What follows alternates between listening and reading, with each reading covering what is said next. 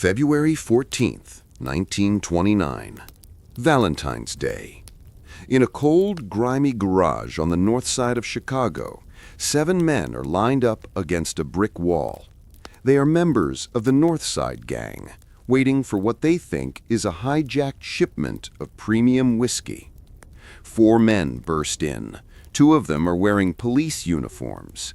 "This is a raid," one of the cops shouts.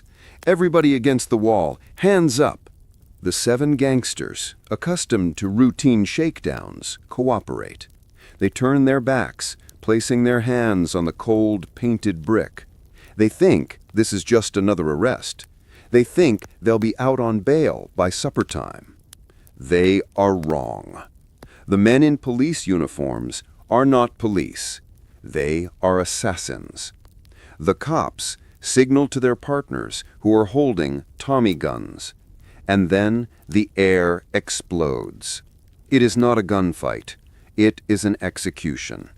70 rounds of .45 caliber bullets tear through the men, nearly ripping them apart. When the shooting stops, the garage is an abattoir, a scene of such grotesque violence that it will shock the entire nation. The mastermind behind it all? A man sunning himself 1,000 miles away in his luxurious Miami estate. A man who at just 30 years old had built a bloody empire of booze, blood, and fear. His name was Al Capone, and this was the story of how he conquered Chicago. Hello and welcome to TSF History, the channel where we dig up the most shocking and fascinating true stories from the past. If you love diving into dark histories, unsolved mysteries, and the events that shaped our world, you are in the right place. Before we begin, make sure to hit that subscribe button and ring the notification bell. You don't want to miss a single second of the incredible stories we have coming for you.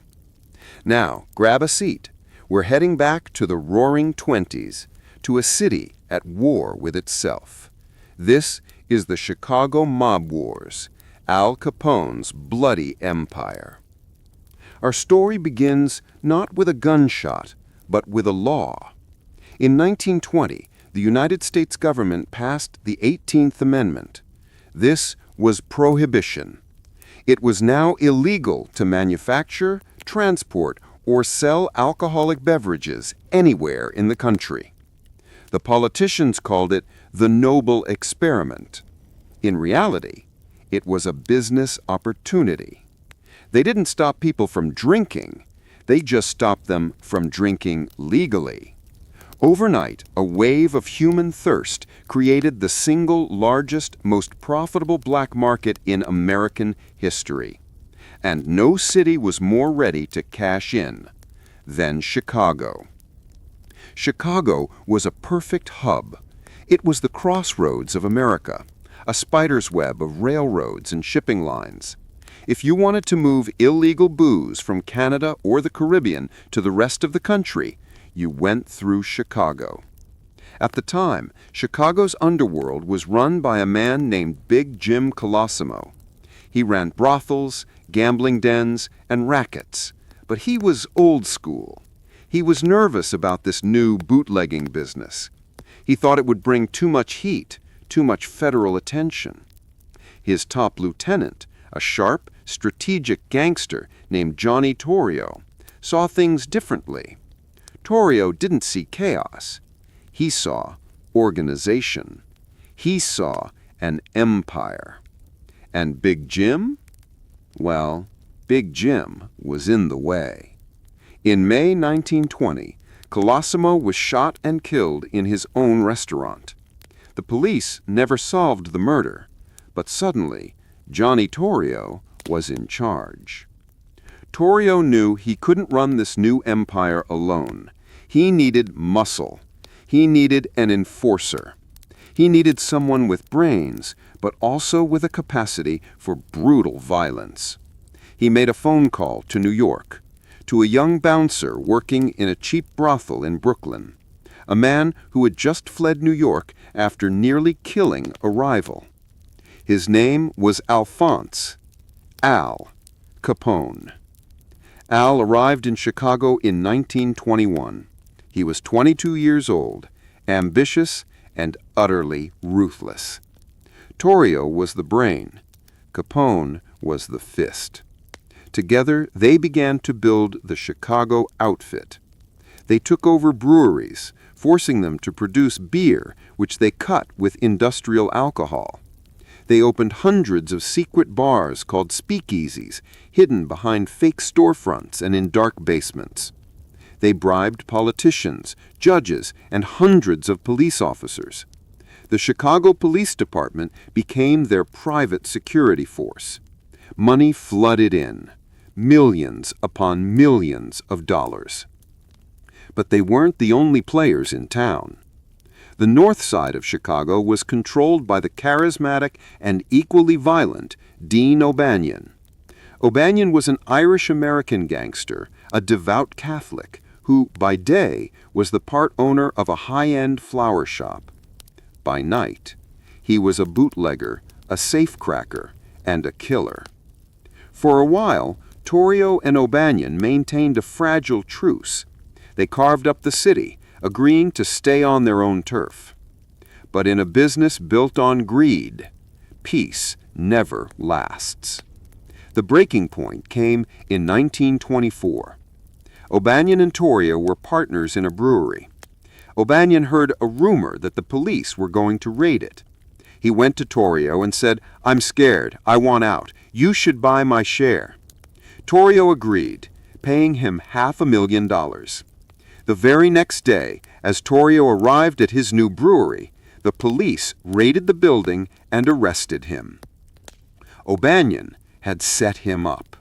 He not only got Torrio arrested, but he had also tricked Torrio into buying a worthless, soon-to-be-raided brewery.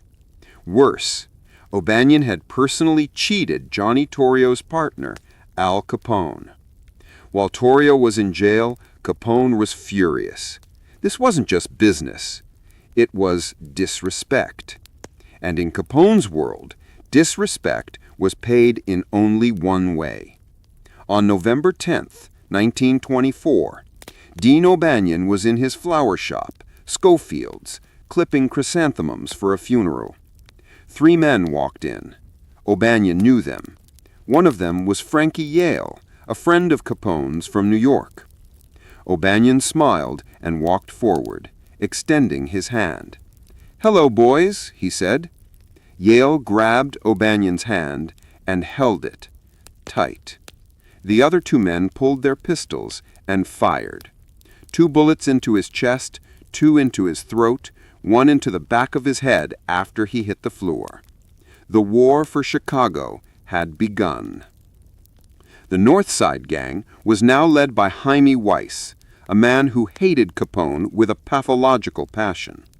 Weiss, along with his associate, George Bugs Moran, vowed revenge, and they almost got it. In January 1925, Johnny Torrio was returning to his apartment with his wife. As he stepped out of his limousine, a Cadillac sped by. 2 men with shotguns, Weiss and Moran, opened fire. Torrio was hit in the jaw, the chest, the arm, and the groin. He collapsed, bleeding out on the pavement. Moran stood over him, ready to fire the final, fatal shot into his head, but his gun jammed. Hearing sirens, the gunman fled. Torrio survived, but his nerve was broken. From his hospital bed, he called Al Capone. He said, "Al, it's all yours. The whole thing. I'm leaving. I'm going back to Italy. I just want to live." And just like that, at the age of 26, Al Capone became the undisputed boss of the Chicago outfit. He was the most powerful and the most feared man in the city. Capone moved his headquarters to the Lexington Hotel, turning it into a fortress. He traveled in a custom-built 7-ton armored Cadillac with bulletproof glass and special gun ports. He was surrounded 24/7 by a legion of bodyguards. The war escalated. The streets of Chicago became a free fire zone.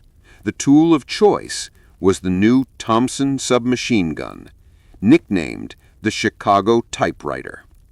In 1926, the North Siders struck back with breathtaking audacity. While Capone was eating lunch at the Hawthorne Hotel, a convoy of 8 cars, led by Hymie Weiss himself, drove slowly past the restaurant. For a minute, they unleashed a storm of over 1,000 bullets into the building, shattering every window and turning the dining room into splinters. Capone's bodyguard threw him to the floor, saving his life. Capone was terrified, and he was impressed.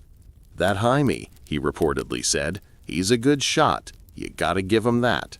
But respect didn't mean forgiveness. A few weeks later, on October 11, 1926, Hymie Weiss was walking toward his own headquarters, ironically located directly across the street from the Holy Name Cathedral. From a second-story window, Capone's gunmen opened up with machine guns. Weiss was shredded, killed instantly on the steps of his building. The North Side gang was shattered. The new leader was the only man left standing, Bugs Moran. Moran was just as violent as his predecessors, but he was also paranoid and unpredictable. He hated Capone, and the feeling was mutual. Capone referred to him as that bug. For 2 years, the war simmered. Capone was king, but Moran was a constant, dangerous problem, hijacking his whiskey shipments and killing his men. By 1929, Capone had had enough. He wanted Bugs Moran gone. Permanently. He devised a plan, a trap. Capone's men contacted Moran pretending to be hijackers who had stolen a massive, high-quality shipment of whiskey from one of Capone's own convoys. They offered to sell it to Moran at a ridiculously low price. Moran, greedy and overconfident, took the bait. He agreed to meet at a garage on North Clark Street at 10:30 a.m. on February 14th. Capone, meanwhile, made sure he had the perfect alibi. He was in Miami, Florida, holding a very public meeting with the local district attorney at the exact time the hit was scheduled to go down. On the morning of February 14th, 7 of Moran's men gathered at the garage. But Bugs Moran himself was running late. As Moran approached the garage, he saw a police car pull up. He thought it was a raid. He ducked into a coffee shop to wait for the cops to leave. He had no idea he was watching his own execution. Inside, Capone's men, led by the brutal Fred "Killer" Burke, 2 of them dressed in police uniforms, stormed the garage. They ordered the 7 men to line up against the wall. And then they opened fire. The assassins walked out, the 2 men in uniform calmly leading the others with their hands up as if they were making an arrest. They got in their fake police car and drove away. When the real police arrived, they were met with a scene of unimaginable horror. The men were so riddled with bullets that they were barely identifiable. One man, Frank Gussenberg, was incredibly still alive, despite having 14 bullets in him. "Who shot you, Frank?" the police asked as he lay dying. Gussenberg, loyal to the gangster code to his very last breath, whispered, "Nobody. Nobody shot me." He died 3 hours later. The St. Valentine's Day Massacre, as it was immediately named, was a strategic failure. The main target, Bugs Moran, had escaped. But it was a public relations disaster. The photos of the blood-soaked garage were printed in newspapers across the world. This wasn't a back-alley fight between gangsters anymore. This was a military-style execution. The public, which had once treated Capone as a kind of roguish folk hero, a real-life Robin Hood who gave them booze, was now utterly horrified. The federal government, embarrassed and enraged, finally decided that Al Capone had to be stopped.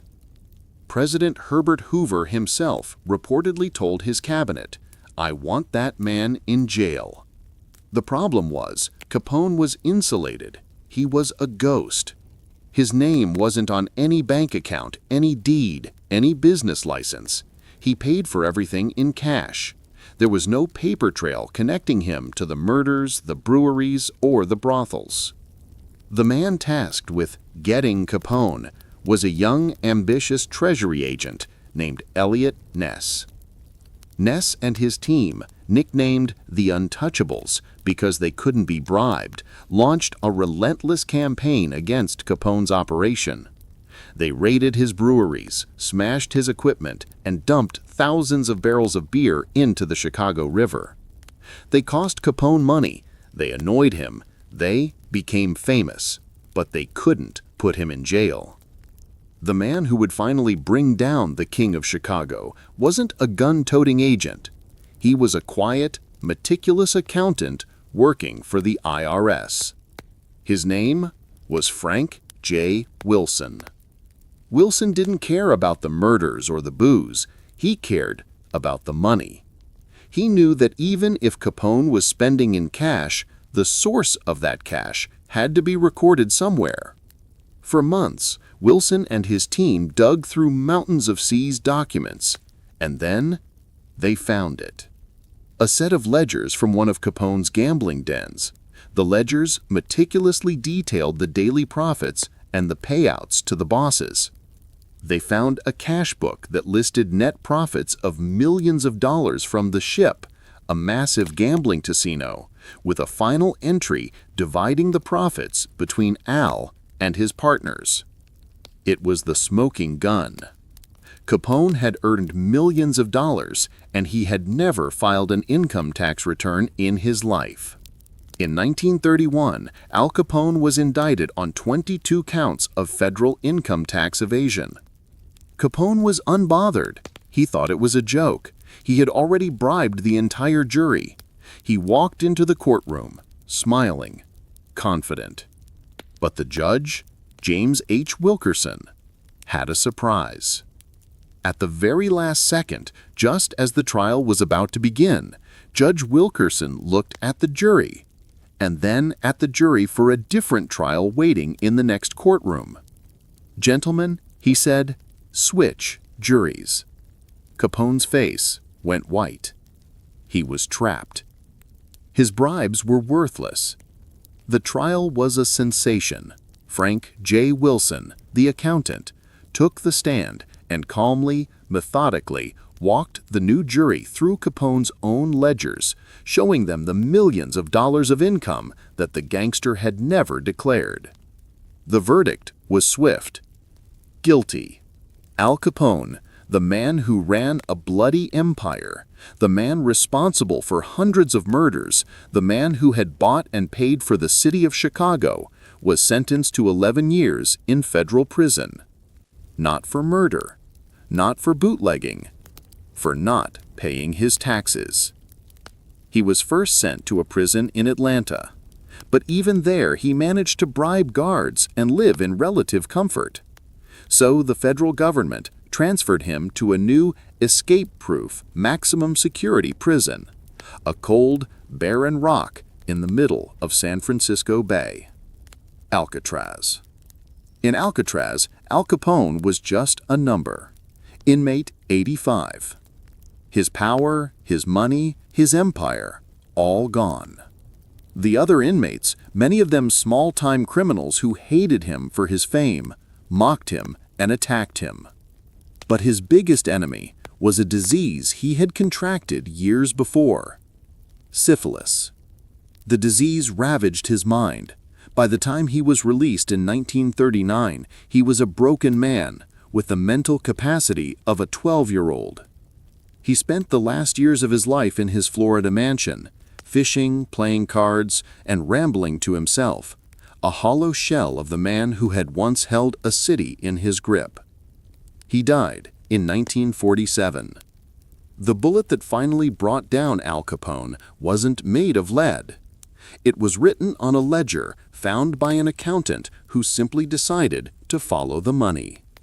The story of Al Capone and the Chicago mob wars is a brutal lesson in power, greed, and the incredible, unexpected ways that justice can finally be served. It marked the end of the romantic gangster era and the beginning of a new, more organized, and more invisible form of crime. What do you think is the most shocking part of Capone's story? Was it the St. Valentine's Day massacre, or the fact that he was taken down by a simple tax form? Let me know your thoughts in the comments below. And if you found this story as fascinating as I did, show your support by hitting that like button. Most importantly, be sure to subscribe to TSF History and ring the bell icon. We are just getting started, and you don't want to miss what's coming next. Thanks for watching, and we'll see you in the past.